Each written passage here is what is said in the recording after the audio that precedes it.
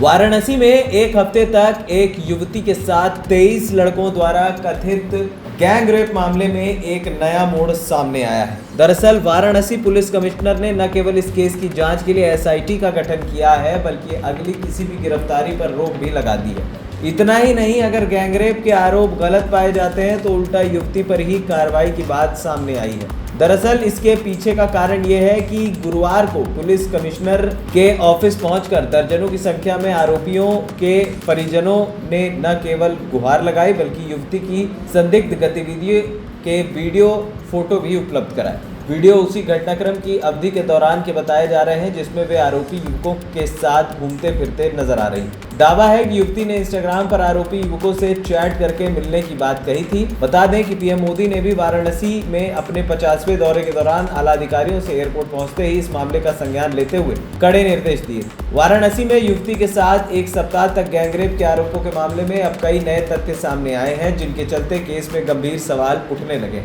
दरअसल ये मामला तब चर्चा में आया जब 29 मार्च से 4 अप्रैल तक युवती के साथ कथित गैंगरेप की शिकायत उसकी मां ने लालपुर पांडेपुर थाने में दर्ज कराई थी। दरअसल एफआईआर में दावा किया गया था कि युवती को कई दिनों तक अलग अलग स्थानों पर ले जाकर उसके साथ दुष्कर्म किया गया और वो बदहवास हालत में थी। मगर अब सामने आए वीडियो और इंस्टाग्राम चैट्स ने इस पूरे मामले की दिशा ही बदल दी है। दरअसल कथित घटना के तीसरे दिन यानी 31 मार्च का एक वीडियो सामने आया है जिसमें युवती एक रेस्टोरेंट के पास 3 युवकों के साथ नजर आ रही है। वीडियो में दिख रहे युवकों की पहचान सोहेल, आयुष और दानिश के रूप में की गई है। दावा है कि इस वीडियो को चौथा युवक शाहिद रिकॉर्ड कर रहा था, जो इस मामले में आरोपी है। इस वीडियो में युवती सामान्य स्थिति में नजर आ रही है, जिससे एफआईआर में लगाए गए आरोपियों की विश्वसनीयता पर सवाल खड़े हो रहे हैं। दरअसल मामले की जांच में यह भी सामने आया है कि युवती 29 मार्च से 4 अप्रैल के बीच अपने इंस्टाग्राम अकाउंट से सक्रिय थी। दावा है कि वो कॉन्टिनेंटल कैफे में काम करने वाले एक अन्य आरोपी जाहिद से इंस्टाग्राम पर चैट कर रही थी। चैट में युवती ने कथित तौर पर खुद मिलने की बात कही है। इतना ही नहीं, युवती ने 2 अप्रैल को अपनी तस्वीर भी इंस्टाग्राम पर अपलोड की थी और अन्य वीडियो फोटो भी इसी अवधि में पोस्ट किए गए। इन सब बातों के आधार पर आरोपियों के परिजनों ने पुलिस कमिश्नर से शिकायत की, जिसके बाद उन्होंने पूरे मामले की गंभीरता को देखते हुए एक विशेष जांच टीम का गठन किया और अन्य गिरफ्तारी पर रिपोर्ट आने तक रोक लगा दी। एसआईटी में एक डीसीपी,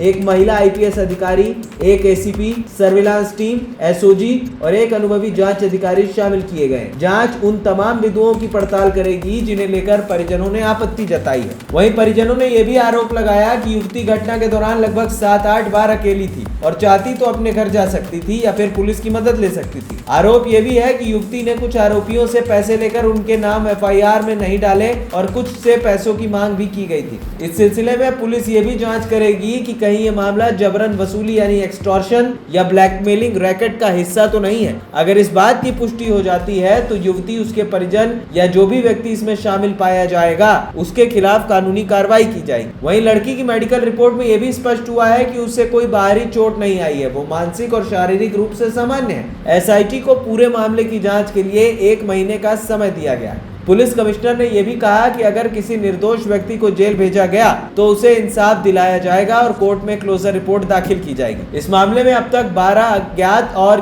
11 अज्ञात लोगों के खिलाफ मामला दर्ज किया गया है। युवती की पहचान के आधार पर अज्ञात में से 2 को गिरफ्तार किया गया, जबकि बाकी 9 अभी फरार हैं। आरोपियों के परिजनों ने यह भी आरोप लगाया है कि उन्हें डरा धमकाकर वसूली की मांग की जा रही है। इसी वजह से पुलिस ने स्पष्ट किया है कि एसआईटी की रिपोर्ट आने तक कोई भी गिरफ्तारी नहीं की जाएगी जब तक पर्याप्त सबूत न हो। एएनपी टाइम्स की रिपोर्ट।